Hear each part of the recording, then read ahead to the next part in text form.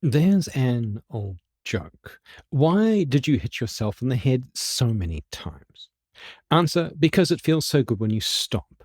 The MCU has been in self harm mode for so many years, it's not funny anymore, but it doesn't seem to be able to stop. Let's talk facts. The Avengers are not coming.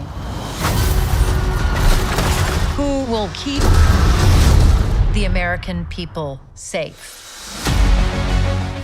This relentless, self inflicted pain has left audiences, including my friends and me, utterly worn out by the endless, substance free spectacle of the MCU. We're tired, boss. It's a little like eating candy floss. It looks impressive, a giant pink swirl of sugary goodness. But after eating one of the more recent movies, it's just like candy floss, all air, and once it's done, it leaves you with ennui and diabetes. It's not that candy floss is evil. As a child, it was a force of nature, a theme park staple. But now, as an adult, you just walk on by. It doesn't overwhelm or underwhelm. Like the MCU movies of late, you've just stopped caring. Thunderbolts was supposed to be the grounded film that brought us back home again. Spoilers, it is not. The promise and the whelmed illusion. There's a certain level of exhaustion we get when seeing CGI fest flicks where cosmic threats are merely punched aside by higher powered heroes. The MCU has painted itself into a corner with an ever escalating power scale. When an Avengers level threat arrives, it doesn't always feel that threatening. It's now got to contend with gods and magic hammers. Hell, they needed the MacGuffin of the Infinity Stones to make us think the Avengers could even bleed. By pitting the very human Tony Stark and Natasha Romanoff against Thanos, the good guys needed to step up their nuclear armament program by literally pulling players from a different timeline's bench. The problem is that when there are ever more powerful bad guys, you need ever more powerful good guys.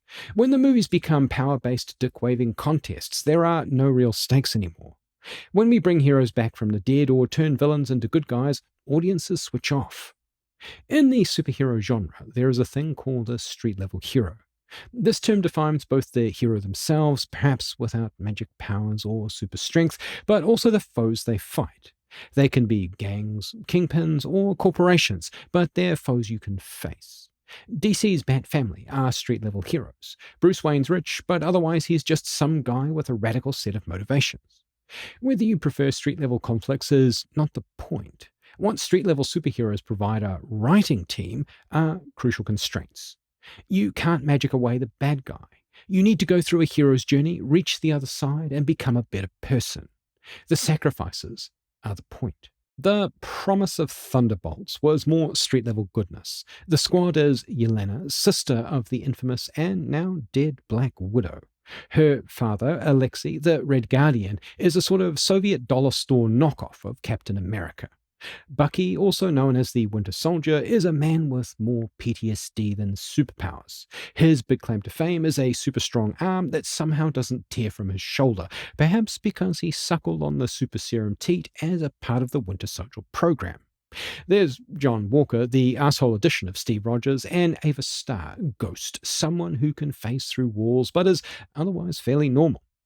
This is supposed to be a more grounded group, facing a villain while burdened with their very real human issues. We were promised a plucky group of heroes who were far from perfect, an entire squad of Black Widows, people so tarnished they could never be buffed out.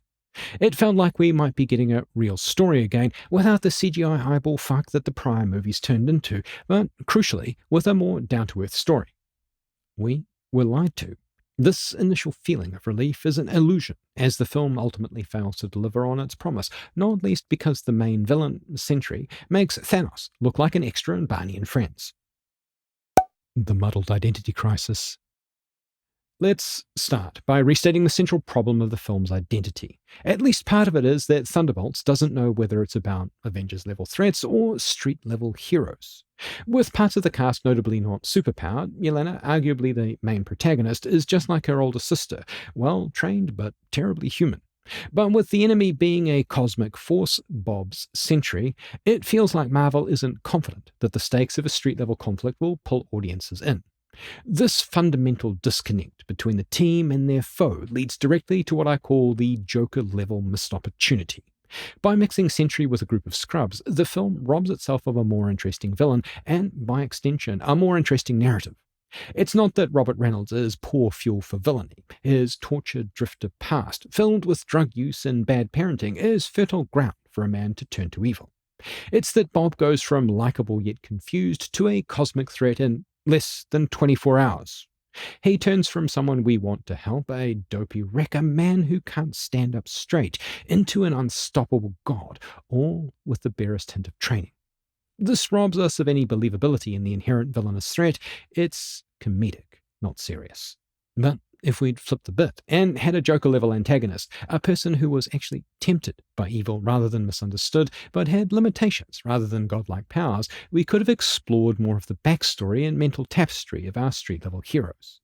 There could have been a redemption arc worthy of the telling, but sadly, no.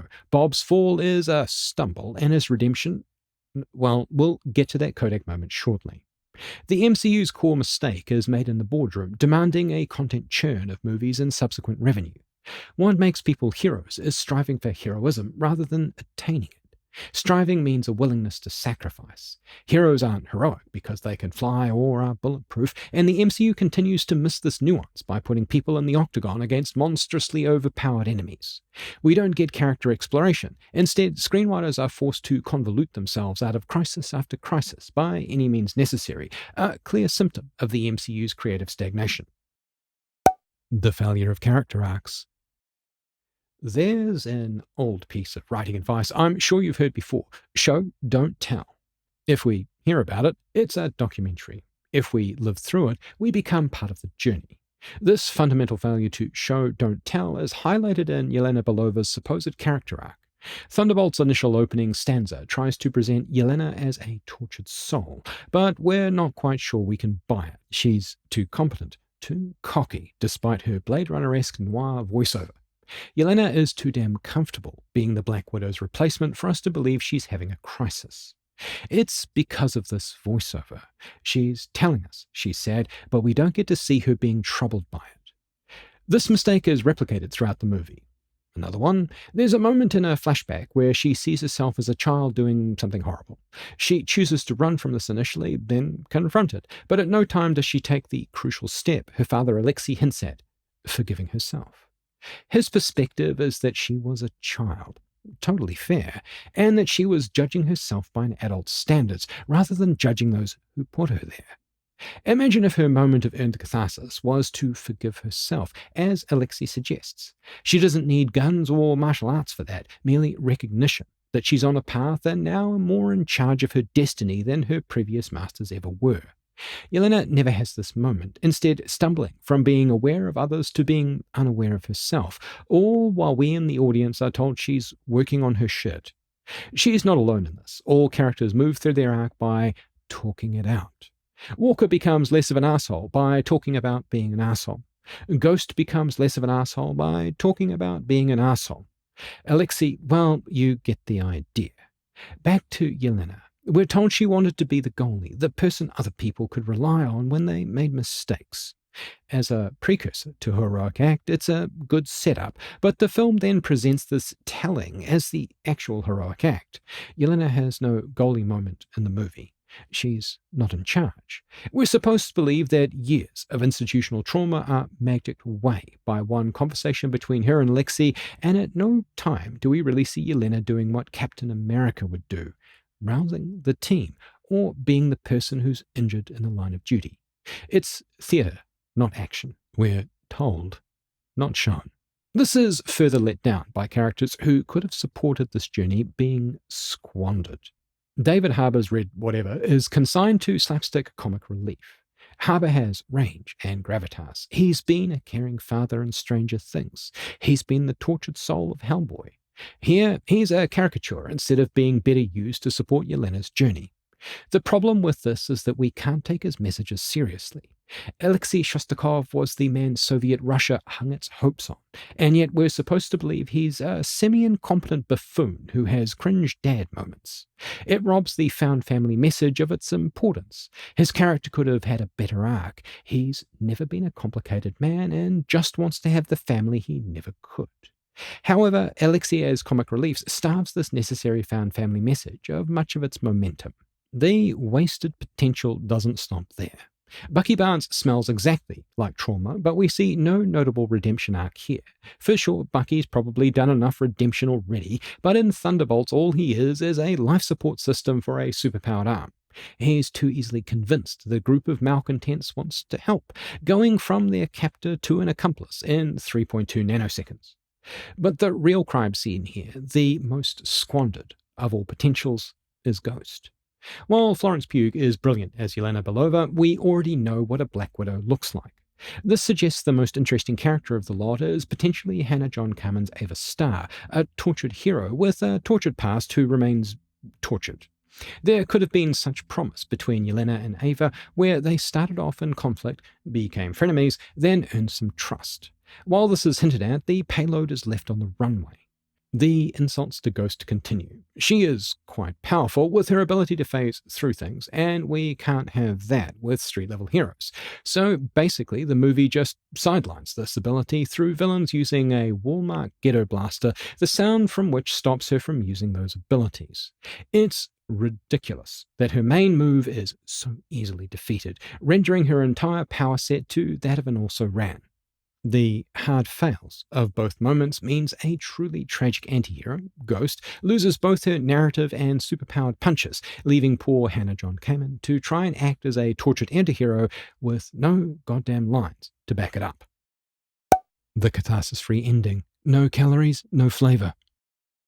The movie ends with a hug-it-out resolution. I'm not being coy here. There's an actual hug moment. The reason we're left here by the writers is because, ref point A, we've got a villain so powerful we can't actually do anything about it, so we're left with some variant of love/friendship conquering all. The largest problem here, beyond the sheer absurdity, is that it's utterly nonsensical. It's a Kodak, or I guess Disney, moment where we're supposed to believe that if we'd only used our words to communicate, then we could have avoided all this fuss. It is unexplained how Century's dark half is overcome by this. It is unexplained how characters like Walker find their way past their inner asshole. They just hug, and the world is saved. There's no earning of this resolution, and the resolution itself is confusing and trite. It's a what the fuck just happened moment. This is compounded by Desfontaine's unearned victory. Julia Louis-Dreyfus is actually fine as Valentina Allegra Desfontaine, a charming reptile motivated by her own ends, and we can't but hope she falls on her face. But because the story needs to service an ongoing MCU, we're not allowed the catharsis that Desfontaine's true fall would bring. The Thunderbolts, now the New Avengers, want to kill her for all she's done, but they don't get the chance because suddenly they're on camera, with Desfontaine crowing about how she's created these new Avengers. It's complete nonsense, especially because Desfontaine is under investigation for creating secret weapons in the first place. There were at least 1,000 other better endings, but none of them would have kept Desfontaine alive and active in the MCU to reappear as sequel fodder later. Instead, Yelena has one little line. We own you now. We're expected to believe the Thunderbolts are in control. Absolute nonsense. It's an abject illusion of heroism. Our ending leaves us soured rather than satisfied, without our heroes having done anything really hero-worthy to gain the citizen adoration they get at the end. See, no one sees them do much fighting against Sentry. We only see them go into the despairing void before re-emerging to appear on camera. It avoids any evidence of what just happened. There are no actions for the public to adore because no one saw anything. It all happened in a dark void. We're simply told, not shown, that they're now the new Avengers and the people of Earth adore them because we're told they adore them. It's Endgame all over again, where the people who died to Sentry's powers just pop right back out as if nothing happened. More service, less story. While I can appreciate that this is a rare MCU movie where we didn't have an alternative timeline or other bullshit allowing instant villain-to-hero conversions or for heroes to avoid death, it doesn't feel like a story of much earned consequence. It's a manifesto of people having camera moments about the horrible things they've done without some of the punch-the-sky moments earlier MCU movies managed to deliver. If I were to try giving MCU writers a message, it would be that there should be consequences, and they should matter.